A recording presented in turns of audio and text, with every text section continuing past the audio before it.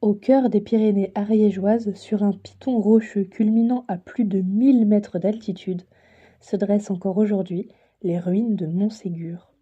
Ce château, dont le nom évoque la montagne Sûre, fut le théâtre de l'un des épisodes les plus tragiques de l'histoire religieuse européenne, la chute du dernier bastion cathare en 1244. Plus qu'un simple fait d'armes médiéval, Montségur cristallise les tensions profondes entre orthodoxie et dissidence, entre pouvoir central et résistance locale, entre uniformité religieuse et pluralisme spirituel.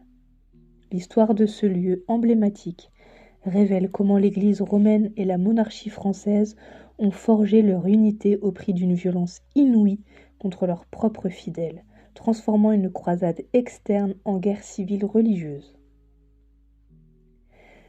Le catharisme, apparu au XIIe siècle dans le Languedoc, se distinguait radicalement de l'orthodoxie catholique par sa cosmologie dualiste. Héritiers lointains du manichéisme antique, les cathares professaient l'existence de deux principes créateurs antagonistes.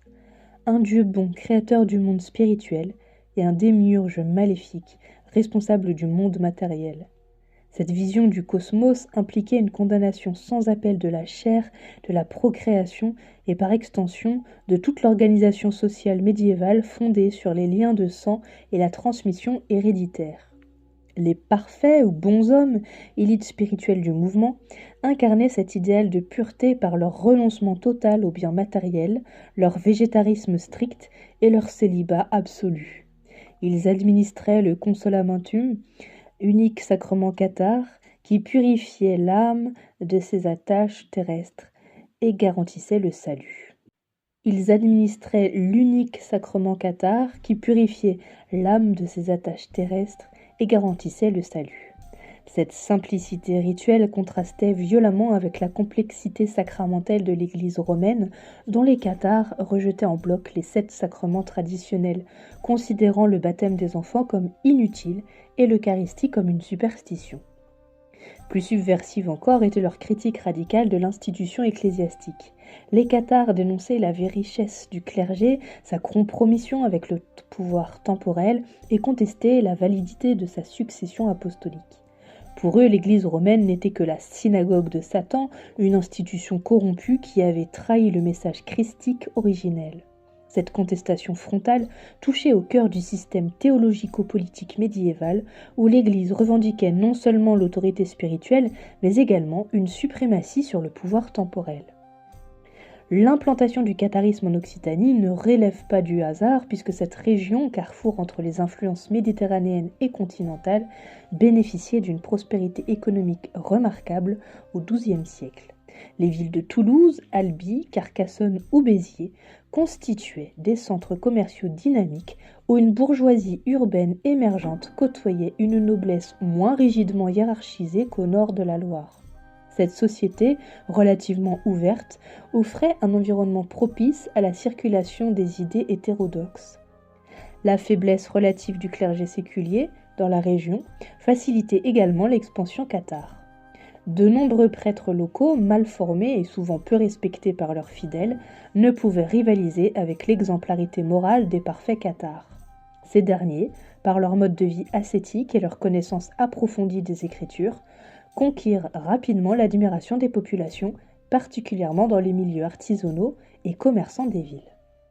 L'organisation cathare elle-même favorisait cette implantation populaire. Contrairement à l'Église catholique très hiérarchisée, l'Église cathare adoptait une structure plus horizontale avec des évêques élus par leur communauté et des diacres itinérants qui maintenaient les liens entre les différents groupes de fidèles. Cette proximité avec les croyants ordinaires, renforcée par l'usage de la langue vernaculaire dans les prédications, créait un sentiment d'appartenance communautaire que l'Église romaine, avec son latin et ses fastes, peinait à susciter. L'attitude de la noblesse occitane face au catharisme révèle la complexité des enjeux politiques de l'époque.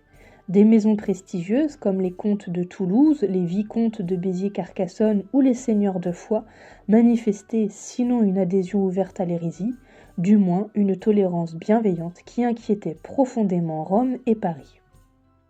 Cette tolérance s'explique d'abord par des considérations pragmatiques.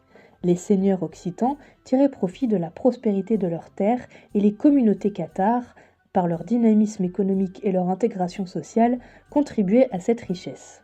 Expulser ou persécuter ces populations aurait représenté un coût économique considérable. De plus, la relative autonomie des principautés méridionales face au pouvoir royal français incitait leurs dirigeants à résister aux injonctions venues du nord, qu'elles émanent du pape ou du roi. Mais au-delà de ces calculs, il existait parfois de véritables affinités spirituelles. Certaines dames de la haute noblesse, comme Esclarmonde de Foix, sœur du comte Raymond Roger, reçurent le sacrement cathare et devinrent parfaites. D'autres, sans franchir ce pas, protégeaient ouvertement les prédicateurs cathares et finançaient leurs activités.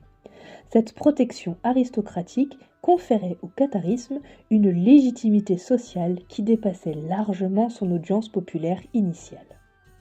Le cas de la famille de Foix illustre parfaitement cette ambiguïté.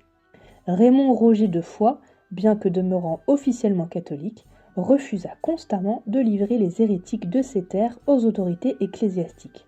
Son château de Montségur devint même à partir de 1204 le siège officiel de l'église cathare, accueillant évêques, diacres et parfaits du Languedoc. Cette protection n'était pas seulement opportuniste, elle s'inscrivait dans une vision politique plus large, celle d'une Occitanie indépendante, capable de résister aux ambitions centralisatrices de la monarchie capétienne. Lorsque le pape Innocent III proclame la croisade contre les cathares en 1208, il franchit un seuil symbolique et théologique majeur. Pour la première fois dans l'histoire chrétienne, l'Église applique contre d'autres chrétiens les mécanismes de la guerre sainte jusque-là réservés aux musulmans.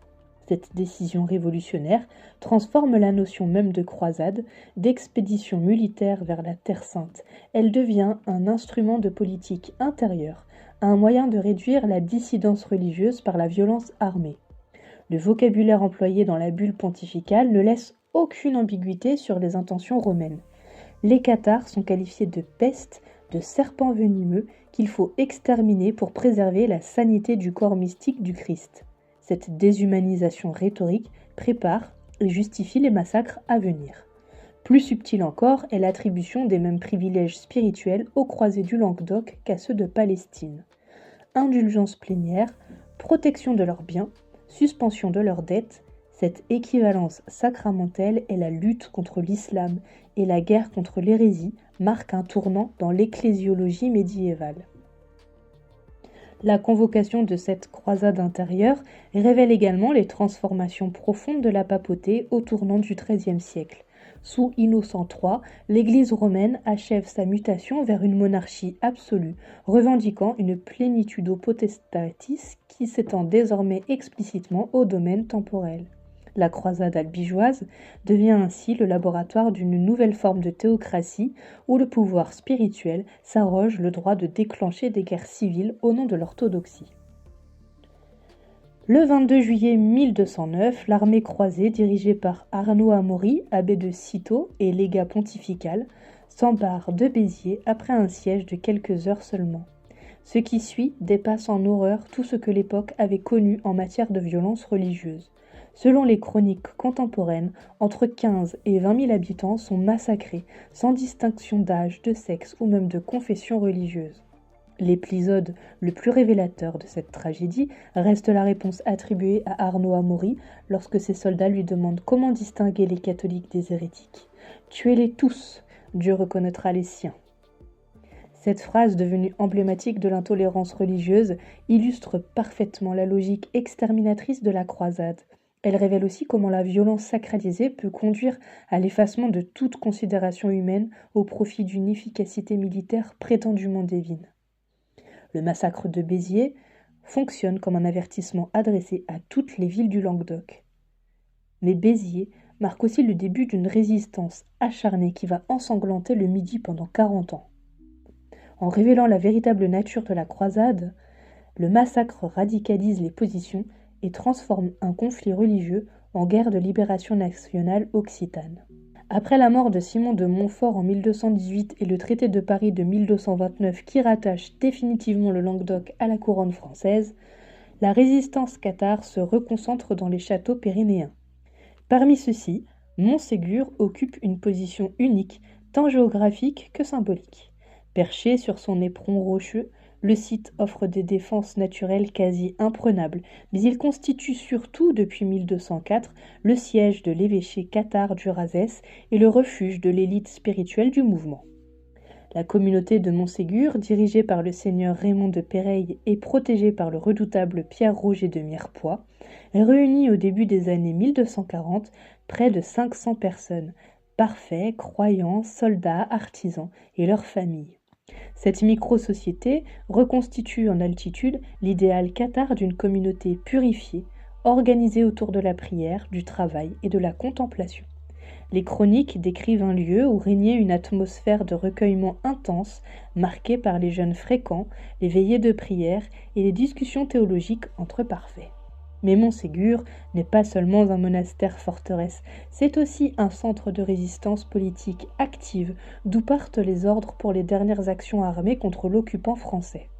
L'assassinat des inquisiteurs d'Avignonnais en 1242, organisé depuis le château, précipite la décision royale d'en finir avec ce symbole d'insoumission. Louis IX confie à Hugues des Harcy, sénéchal de Carcassonne, la mission de réduire définitivement ce nid d'hérétiques.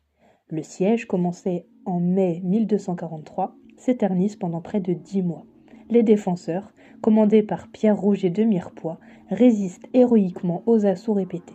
Ce n'est qu'en décembre 1243 que les assiégeants parviennent à s'emparer d'une position dominante sur la face orientale du pic, rendant la situation des assiégés intenable. Le 2 mars 1244, après des négociations difficiles, la garnison se rend contre la promesse de la vie sauve pour les soldats et un délai de 15 jours pour les parfaits qui accepteraient d'abjurer. Le 16 mars 1244, au terme du délai accordé, plus de 200 parfaits refusent l'abjuration et sont menés au bûcher dressé au pied de la montagne. Cette immolation collective, unique dans l'histoire de l'Occident chrétien, frappe les contemporains par sa dimension à la fois tragique et sublime. Les chroniques rapportent que les condamnés marchèrent vers leur mort en chantant des cantiques, sans que leur lien ait été nécessaire, tant leur détermination était absolue. Ce sacrifice volontaire transforme instantanément Montségur en lieu de mémoire. Le pré des Brûlés où fut érigé le bûcher devient un site de pèlerinage clandestin, visité pendant des siècles par ceux qui refusaient d'oublier. Plus profondément, cet holocauste révèle la force de conviction des cathares et l'échec relatif de la répression. En choisissant la mort plutôt que la soumission, les parfaits de Montségur transforment leur défaite militaire en victoire spirituelle, leur anéantissement physique en triomphe moral. La chute de Montségur ne marque pas pour autant la fin immédiate du catharisme. Quelques parfaits parviennent à s'échapper avant la reddition, emportant avec eux le trésor de l'église cathare, sans doute les livres sacrés et les objets rituels les plus précieux. Certains gagnent l'Italie du Nord, où subsistent des communautés cathares, d'autres se cachent dans les vallées pyrénéennes où ils maintiennent clandestinement la tradition spirituelle. Mais l'élan du mouvement est brisé. Privé de ses chefs spirituels et de son sanctuaire, le catharisme languedocien ne se relèvera jamais de ce coup fatal. La victoire de l'orthodoxie catholique et de la monarchie française sur l'hérésie cathare s'accompagne d'un travail méthodique d'effacement mémoriel. Les archives de l'Inquisition, créées spécifiquement pour éradiquer les derniers foyers de dissidence, témoignent de cette volonté d'amnésie organisée. Cette politique d'oubli forcé s'inscrit dans la logique plus large de construction de l'État français et de l'unité religieuse européenne. Pour la monarchie capétienne, l'intégration du Languedoc ne pouvait s'accommoder de la permanence d'une mémoire régionale qui valorisait la résistance à l'autorité centrale.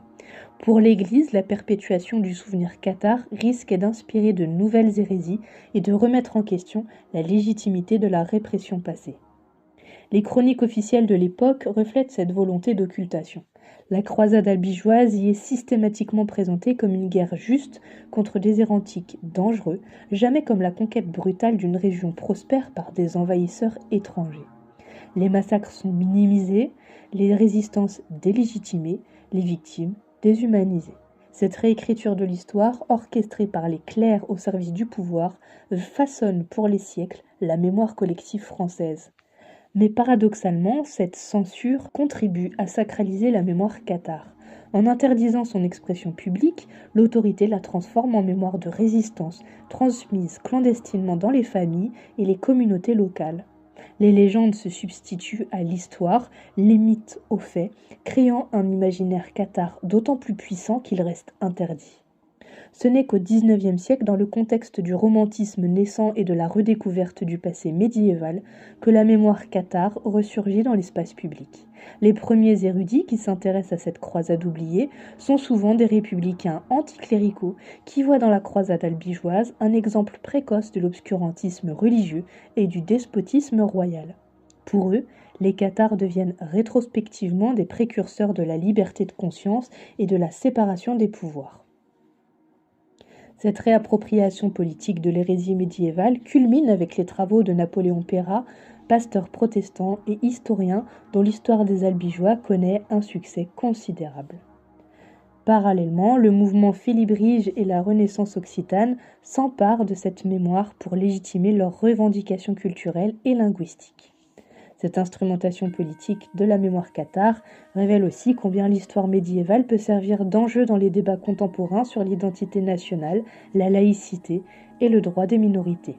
Elle montre aussi comment une mémoire longtemps refoulée peut ressurgir avec une force démultipliée, investie de significations nouvelles qui dépassent largement son contexte d'origine.